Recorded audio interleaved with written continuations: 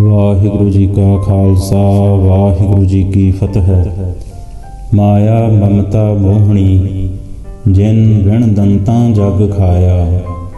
ਭਾਵ ਕਿ ਇਹ ਮਾਇਆ ਐਸੀ ਹੈ ਜਿਸ ਦੇ ਪ੍ਰਤੱਖ ਦੰਦ ਨਾ ਹੁੰਦਿਆਂ ਹੋਇਆਂ ਵੀ ਇਸ ਨੇ ਵਿਕਾਰਾਂ ਰੂਪੀ ਦੰਦਾਂ ਨਾਲ ਸਾਰੇ ਜਗ ਨੂੰ ਖਾਇਆ ਹੋਇਆ ਹੈ। ਇਸੇ ਬਾਬਤ ਇੱਕ ਚਾਰ ਚੋਰਾਂ ਦੀ ਸਾਖੀ ਆਉਂਦੀ ਹੈ ਕਿ ਚਾਰ ਚੋਰ ਸਨ। ਹੁਣ ਲੋੜ ਸੀ ਇਹਨਾਂ ਨੂੰ ਮਾਇਆ ਦੀ, ਤੇ ਇਸ ਦੀ ਪ੍ਰਾਪਤੀ ਲਈ ਚਾਰੇ ਚੋਰ ਹਰ ਰੋਜ਼ ਇਕੱਠੇ ਚੱਲਦੇ ਸਨ। ਪਰ ਸਤਿਗੁਰੂ ਜੀ ਕਹਿੰਦੇ ਹਨ ਕਿ ਚੋਰੀ ਕਰਨੀ ਬਹੁਤ ਮਾੜੀ ਹੈ, ਲੇਕਿਨ ਪਤਾ ਤਾਂ ਉਦੋਂ ਚੱਲਦਾ ਹੈ ਜਦੋਂ ਚੋਰ ਫੜਿਆ ਜਾਵੇ, ਜਦੋਂ ਉਸ ਨੂੰ ਮਾਰ ਪੈਂਦੀ ਹੈ। ਜੇਕਰ ਇੱਥੇ ਮਾਰ ਪੈਂਦੀ ਹੈ ਤਾਂ ਫਿਰ ਅੱਗੇ ਵੀ ਨਰਕਾਂ ਵਿੱਚ ਮਾਰ ਪੈਂਦੀ ਹੈ। ਸੋ ਵਿਚਾਰ ਇਹ ਸੀ ਕਿ ਚਾਰੇ ਚੋਰ ਇੱਕ ਦਿਨ ਬੜੇ ਤਗੜੇ ਘਰ ਵਿੱਚ ਚੋਰੀ ਕਰਨ ਲਈ ਗਏ। ਉਹਨਾਂ ਸੋਚਿਆ ਕਿ ਗਰੀਬ ਦੇ ਘਰ ਕੀ ਚੋਰੀ ਕਰਨੀ ਹੈ, ਨਾਲੇ ਇੱਥੋਂ ਲੱਭਣਾ ਵੀ ਕੀ ਹੈ।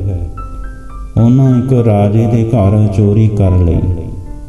ਚੰਗੇ ਜੇਵਰ, ਚੰਗੀ ਮਾਇਆ, ਚੰਗਾ ਪੈਸਾ ਉਹਨਾਂ ਦੇ ਹੱਥ ਲੱਗਾ।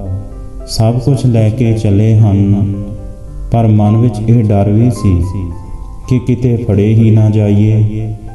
ਇਸ ਲਈ ਇਸ ਸਮਾਨ ਨੂੰ ਬਾਹਰ ਹੀ ਛੁਪਾ ਕੇ ਰੱਖੀਏ। ਉਹ ਸੰਘਣੇ ਜੰਗਲ ਵਿੱਚ ਚਲੇ ਗਏ ਤੇ ਉੱਥੇ ਜਾ ਕੇ ਸੋਚਣ ਲੱਗੇ ਕਿ ਕਿਤੇ ਬਾਦਸ਼ਾਹ ਨੂੰ ਪਤਾ ਨਾ ਲੱਗ ਗਿਆ ਹੋਵੇ। ਇਸ ਲਈ ਅਸੀਂ ਸਾਰੇ ਸਮਾਨ ਨੂੰ ਇੱਥੇ ਜੰਗਲ ਵਿੱਚ ਹੀ ਰੱਖ ਲਈਏ। ਫਿਰ ਉਹ ਕਹਿਣ ਲੱਗੇ ਕਿ ਭੁੱਖ ਵੀ ਬੜੀ ਲੱਗੀ ਹੋਈ ਹੈ, ਸਵੇਰ ਦਾ ਕੁਝ ਖਾਧਾ ਵੀ ਨਹੀਂ, ਤੇ ਦੋ ਬੰਦੇ ਹੁਣ ਕੁਝ ਖਾਣ ਵਾਸਤੇ ਲੈ ਕੇ ਆਓ, ਤੇ ਦੋ ਬੰਦੇ ਇੱਥੇ ਰਖਵਾਲੀ ਵਾਸਤੇ ਬੈਠ ਜਾਵੋ। ਉਹਨਾਂ ਵਿੱਚੋਂ ਦੋ ਬੰਦੇ ਕੁਝ ਖਾਣ ਵਾਸਤੇ ਲੈਣ ਲਈ ਚਲੇ ਗਏ ਤੇ ਦੋ ਬੰਦੇ ਰਖਵਾਲੀ ਵਾਸਤੇ ਬੈਠ ਗਏ।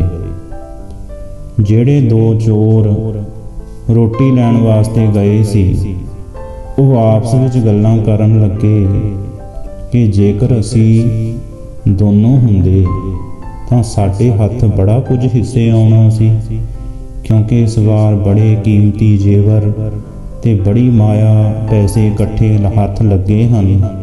ਪਰ ਅਸੀਂ ਹੁਣ ਚਾਰ ਹਾਂ, ਜਿਸ ਕਰਕੇ ਇਹ ਸਾਰਾ ਕੁਝ ਹੁਣ ਚਾਰ ਹਿੱਸਿਆਂ 'ਚ ਵੰਡਿਆ ਜਾਵੇਗਾ। ਉਹ ਦੋਵੇਂ ਕਹਿਣ ਲੱਗੇ ਕਿ ਕਿਉਂ ਨਾ ਉਹਨਾਂ ਦੋਵਾਂ ਦੇ ਖਾਣੇ ਵਿੱਚ ਜ਼ਹਿਰ ਪਾ ਦਈਏ। ਇਹ ਸਭ ਧਨ ਮਾਲ ਸਾਡੇ ਦੋਵਾਂ ਦਾ ਹੋ ਜਾਵੇਗਾ। ਗੁਰਸਿੱਖੋ, ਮਾਇਆ ਕੀ ਕੁਝ ਕਰਵਾ ਦਿੰਦੀ ਹੈ। ਦੂਸਰਾ ਕਹਿਣ ਲੱਗਾ, ਗੱਲ ਤਾਂ ਤੇਰੀ ਠੀਕ ਹੈ। ਫਿਰ ਦੋਹਾਂ ਨੇ ਜ਼ਹਿਰ ਲੈ ਲਈ ਤੇ ਉਹਨਾਂ ਦੋਵਾਂ ਦੇ ਖਾਣੇ ਵਿੱਚ ਮਿਲਾ ਦਿੱਤੀ। ਪਰ ਜਿਹੜੇ ਉੱਥੇ ਜੇਵਰਾਂ ਤੇ ਪੈਸਿਆਂ ਦੀ ਰਖਵਾਲੀ ਕਰ ਰਹੇ ਸਨ, ਉਹਨਾਂ ਦੇ ਮਨ ਵਿੱਚ ਵੀ ਇਹੋ ਖਿਆਲ ਸੀ।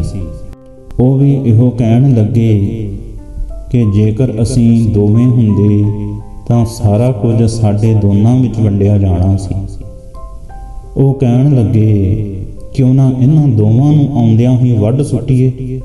ਕਿਸੇ ਤਰ੍ਹਾਂ ਭੁਲੇਖਾ ਪਾ ਕੇ ਉਹਨਾਂ ਨੂੰ ਮਾਰ ਦੇਵਾਂਗੇ। ਆਪਾਂ ਵੀ ਦੋ ਹੀ ਹਾਂ। ਉਹਨਾਂ ਦੇ ਮਨ ਵਿੱਚ ਵੀ ਇਹੋ ਖਿਆਲ ਆ ਗਿਆ। ਉਹਨਾਂ ਨੇ ਆਉਂਦਿਆਂ ਹੀ ਉਹਨਾਂ ਦੋਵਾਂ ਨੂੰ ਮਾਰ ਦਿੱਤਾ। ਹੁਣ ਉਹ ਕਹਿਣ ਲੱਗੇ ਕਿ ਇਹ ਸਾਰੀ ਦੌਲਤ ਦੇ ਮਾਲਕ ਅਸੀਂ ਦੋਵੇਂ ਹੀ ਹਾਂ। ਸਾਰਾ ਦਿਨ ਲੰਘ ਗਿਆ ਤੇ ਉਹ ਸਵੇਰ ਦੇ ਭੁੱਖੇ ਵੀ ਸਨ। ਕਹਿਣ ਲੱਗੇ, ਇਹ ਜੋ ਕੁਝ ਇਹਨਾਂ ਨੇ ਲਿਆਂਦਾ ਹੈ ਉਹ ਬੈਠ ਕੇ ਖਾਂਦੇ ਹਾਂ। ਭੁੱਖ ਵੀ ਬੜੀ ਲੱਗੀ ਹੋਈ ਹੈ। ਜਿਸ ਵੇਲੇ ਉਹਨਾਂ ਨੇ ਖਾਣਾ ਖਾਧਾ, ਥੋੜੀ ਦੇਰ ਮਗਰੋਂ ਹੀ ਉਹ ਵੀ ਦੋਵੇਂ ਉੱਥੇ ਹੀ ਮਰ ਗਏ, ਅਤੇ ਜਿਹੜੀ ਮਾਇਆ ਉਹਨਾਂ ਨੇ ਇਕੱਠੀ ਕੀਤੀ ਸੀ ਉਹ ਉੱਥੇ ਦੀ ਉੱਥੇ ਹੀ ਰਹਿ ਗਈ। ਪਹਿਲਾਂ ਤਾਂ ਇਹ ਮਾਇਆ ਦਾ ਮਾਲਕ ਰਾਜਾ ਸੀ, ਤੇ ਜਿਹੜੇ ਰਾਜੇ ਕੋਲੋਂ ਚੋਰੀ ਕਰਕੇ ਇਹ ਲੈ ਆਏ ਸਨ। ਫਿਰ ਉਸ ਦੇ ਮਾਲਕ ਉਹ 4 ਚੋਰ ਬਣੇ, ਪਰ ਉਹਨਾਂ 4 ਨੂੰ ਵੀ ਇਸ ਮਾਇਆ ਨੇ ਨਹੀਂ ਰਹਿਣ ਦਿੱਤਾ। ਉਹ 4 ਚੋਰ ਵੀ ਖਤਮ ਕਰ ਦਿੱਤੇ ਇਸ ਮਾਇਆ ਨੇ।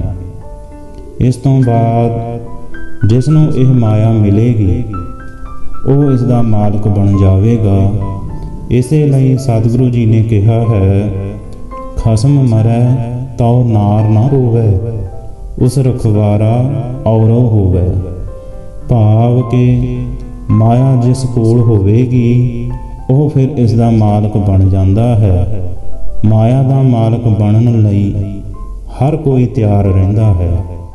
ਸੋ ਸਤਿਗੁਰੂ ਜੀ ਕਿਰਪਾ ਕਰਨ, ਇਸ ਸੰਸਾਰ ਰੂਪੀ ਮਾਇਆ ਤੋਂ ਸਾਨੂੰ ਆਪ ਕਿਰਪਾ ਕਰਕੇ ਬਚਾ ਲੈਣ, ਆਪਣੇ ਚਰਨਾਂ ਵਿੱਚ ਜੋੜ ਕੇ ਰੱਖਣ। ਵਾਹਿਗੁਰੂ ਜੀ ਕਾ ਖਾਲਸਾ, ਵਾਹਿਗੁਰੂ ਜੀ ਕੀ ਫਤਿਹ।